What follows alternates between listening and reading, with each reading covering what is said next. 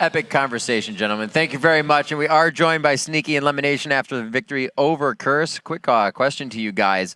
Lemon, for you, I guess we'll start. Coming out of Champion Select, you kind of gave him a lease and a few other things that Curse likes to play quite strong. They took on LMQ with a few of those picks last week. Was it kind of in your head at all during picks and bans?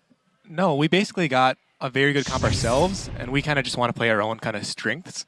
We had TF with kind of really strong lanes, and we could just make plays all over. I do want to ask about giving up Braum again, because he's been so highly picked, especially in the LCS NA, and you did play one game on him last week. Why did you decide to let it go through so late into picks and bans?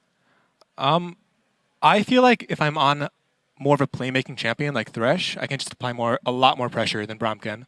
Braum gets really strong if he's ahead, like in team fights, where he can block so much damage, but it's really hard to get ahead if you're not making plays. Sneaky, going into the AD carries mind, we see the 2v1s, we see the 2v nuns, I should say standard lanes, not 2v1s. But what do you prefer as an AD carry? Kind of, we haven't really seen what you're branding yourself with a play style coming into the summer split. Do you actually like to play aggressive? Do you want that laid-back farm lane? How do you like to play it? I like the 2v1 a lot because I usually come out of it with a BF longsword. So I'm really strong at that point in the game. And before that, I'm just like free farming, and I'm usually against their top laner, which is usually a free kill sometimes if they overextend and like try and fight for CS and stuff. So it's like really easy advantages, I'd say, compared to 2v2, where you actually have to worry about the jungler coming in and fighting the 2v2 in general. It's a lot more riskier. Yeah, and getting back to the game a little bit, the overall matchup, Curse was sticking very close in gold, and what looked to be a stronger late game composition. Was that worrying you guys a little bit, or was that kind of as planned for the game? They were doing quite well mid-game until the Dragon fight, where we turned out way ahead. We actually had that Dragon fight. If we could pull it up on the screen, right. Maybe you could walk us through why it was such a bad idea for them to go in there. If we can just pull that up right now, so Lemon can take us through it. We basically had the much stronger top laner with Renekton, and he was actually able to come in and basically guarantee the fight win. So them fighting it. Because at this point, were you just baiting to hope that Jax, or because you knew he didn't have the teleport and just daring him into not coming? Yeah, and Balls at this time was just extremely strong. And basically they just fall to our team fighting. Yeah, I was just in the back, just staying away from all the dangers of their team comp. What kind of has pushed Cloud9 into this wanting to have global pressure on the map? Last few splits, we've seen Cloud9 kind of control a game from finish to end without going back to TF, without going to other picks. Why now back to the kind of the global pressure and control game? I think it's always been kind of viable. I think right now it just came into this game being a very strong pick. I think it's just this game specifically. And you feel like after the Dragon fight happened right there, was that control of the game, or did you still have to make more plays afterwards? Because it did seem fairly contested for a while. Yeah, I mean, they do have a very strong late game comp if they can ever get there, but we have such strong picking and such high pressure on the map that they had to like fight everything and kind of play extremely safe, and we just took advantage slowly.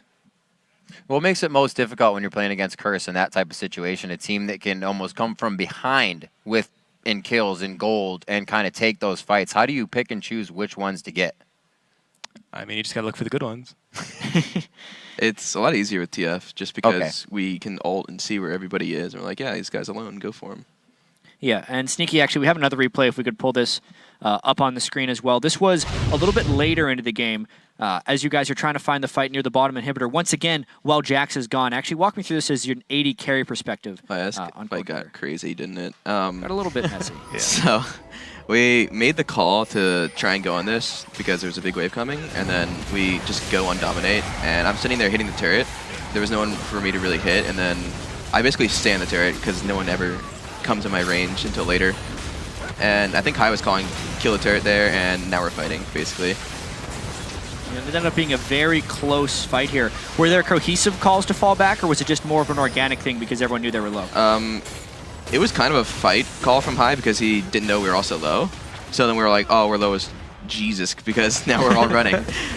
And if that got a kill, then Jinx may have killed everybody, but Hai ends up getting a gold card, and he's like, we can turn on this, and then we turn and kill him.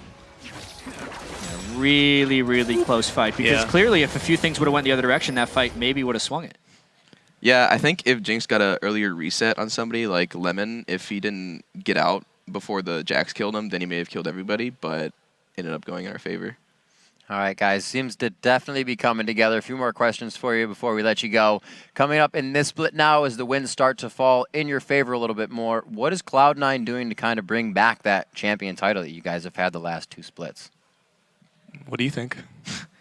I think we've been trying to just get a lot of better practice. Actually, this week, since we had to play so early, we were doing 3 scrim blocks a day, which we normally do 2. So we were getting a lot more practice in, and I think it really helped us a lot. And I don't know, we don't really have much time for solo queues, so we're all just spam team-oriented stuff.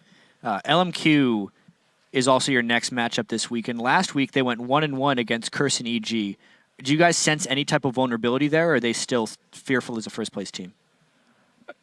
LMQ is an extremely strong team, and I think the only reason they actually gave up a game last week was because of their cast and give up, which didn't pan out for them.